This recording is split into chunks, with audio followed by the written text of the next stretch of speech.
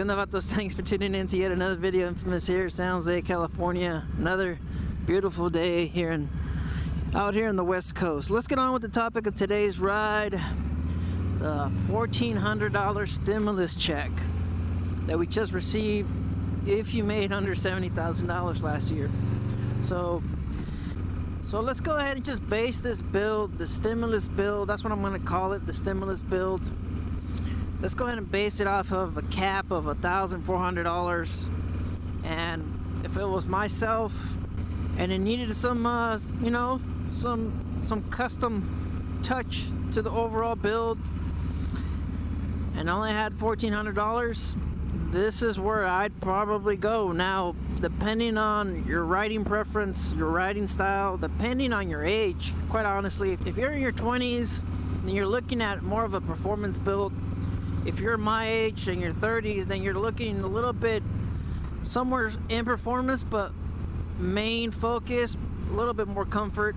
Usually, there's body aches, back pain, knee pains, all kinds of different stuff depending on the person. So like I said, this is going to depend on the type of bike you ride, the model you got, and overall your riding preference, or what you're looking for out of your bike, out of your build.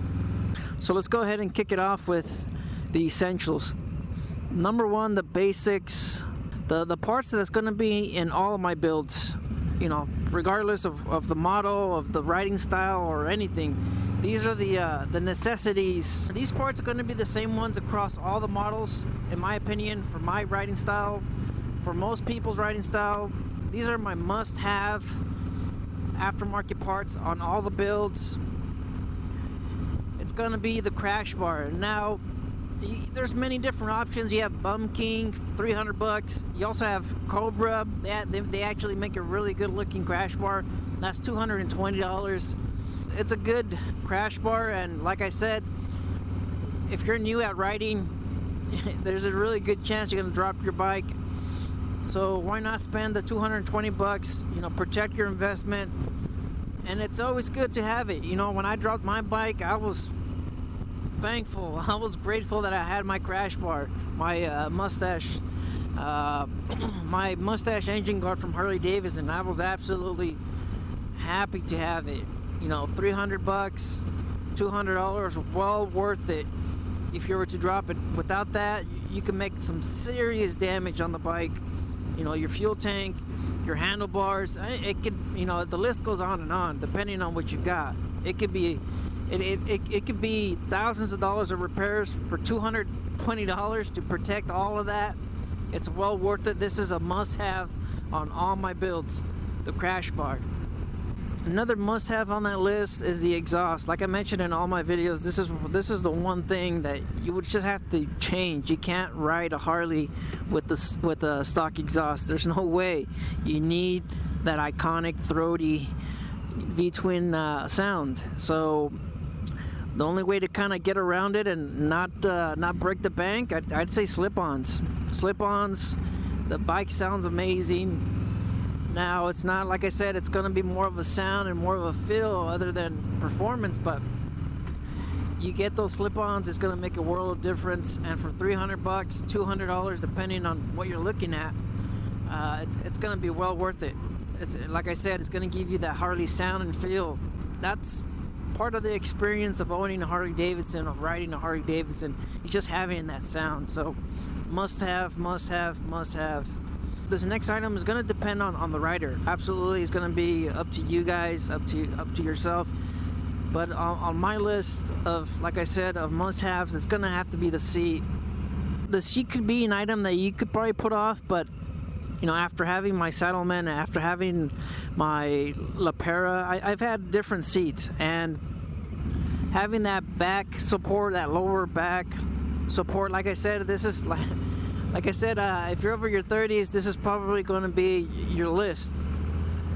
Now, if you're younger and you're in your 20s, then I don't think the seat's going to be on that list. But anyways, let's keep going.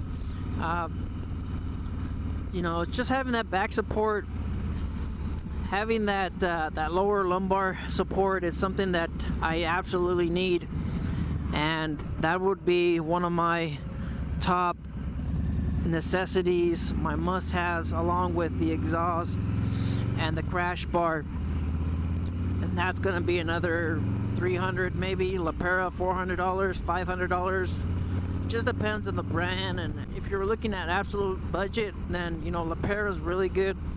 A lot of the online stores, they have specials on these seats, but let's just keep on let's keep on going down the list.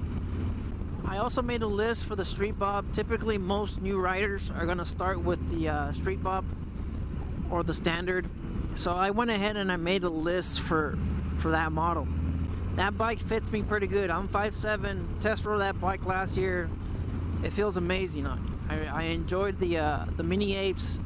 I enjoyed a lot of what the Street Bob has to offer. You know, that bike fits me well. Like I mentioned, it's the forward mid controls, the overall feel, everything about the bike I absolutely love.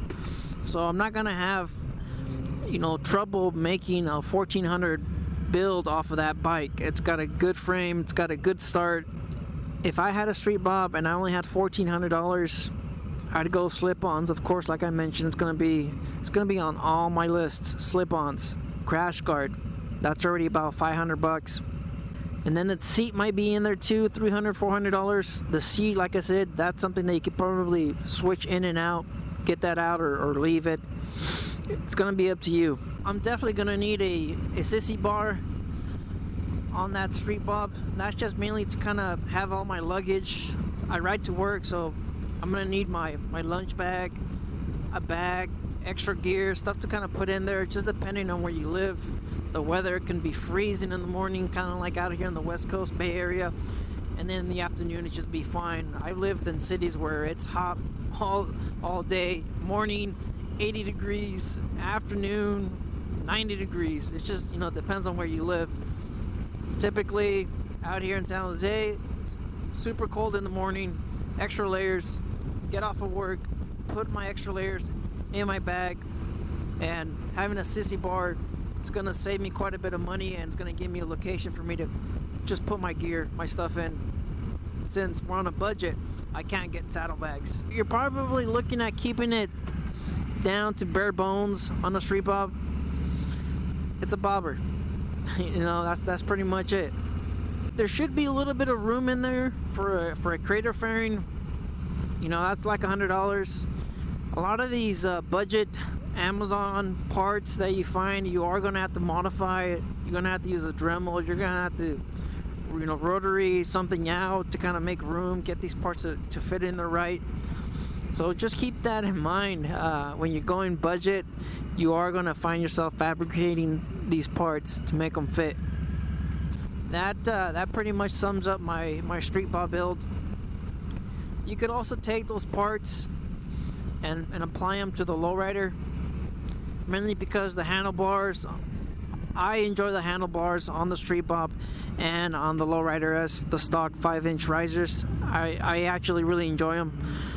The models that I would change would be the buckhorn style handlebars, maybe the slim, definitely the Sport Glide. You know, overall, some of the builds, you are going to have to change the handlebars. With the budget in mind, I'm going to go ahead and recommend the Lucky 13s T-bars. Those are about $300. Once you go that high, you're going to have to change the cable, so that's going to cost you quite a bit as well.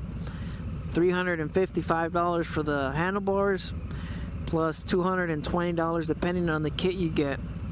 I think the most inexpensive kit out there would be $220. You get the clutch line, the brake line, and then all the necessary wires. So that alone is going to cost you about $500 to $600 on the handlebars if you decide to go this high, you know, what you see here on my bike. So that's already $500. And there's stuff on there to kind of trade off. Like I said, I'm not gonna be putting a sissy bar on some of the models, so that's where that's gonna even out. And I'm also not going to be changing the seat. If that's my main focus is the handlebars, I'm not going to be changing the seat on some of the other models. So, you know, that's $400. 200, that's already 600 bucks off the budget. So now I can have my handlebars, depending on the model, of course. There's a lot of stuff there for you to play around with. I'm gonna be posting up the images, the builds in the video. I mean, there's a lot of stuff to kind of keep in mind. This is a topic where I believe anybody can go on for hours and hours and hours, and people can actually spend, you know, hours and hours planning these builds, dreaming about these builds. You can spend a whole lot of time, and the video is going to be kind of long, but you guys go ahead and leave your own list of, you know, $1,400 budget builds. Go ahead and leave them in the comments. Go ahead and share what you have on your bike, or how you would go about it on your bike. And then if you also wanted to include the model, because I like I said, I think the model's going to be a key. The model's going to be a key factor on the build. So go ahead and leave your model and leave your list of parts in the comments. Like I said, I read everything, and I enjoy reading your guys' comments, reading your guys' own thoughts. You know, it's just the overall feedback is welcomed. Thank you for your cooperation. Yeah, just stay out there, stay safe. Don't believe everything you read. Life's a risk. Get out there and ride. Later.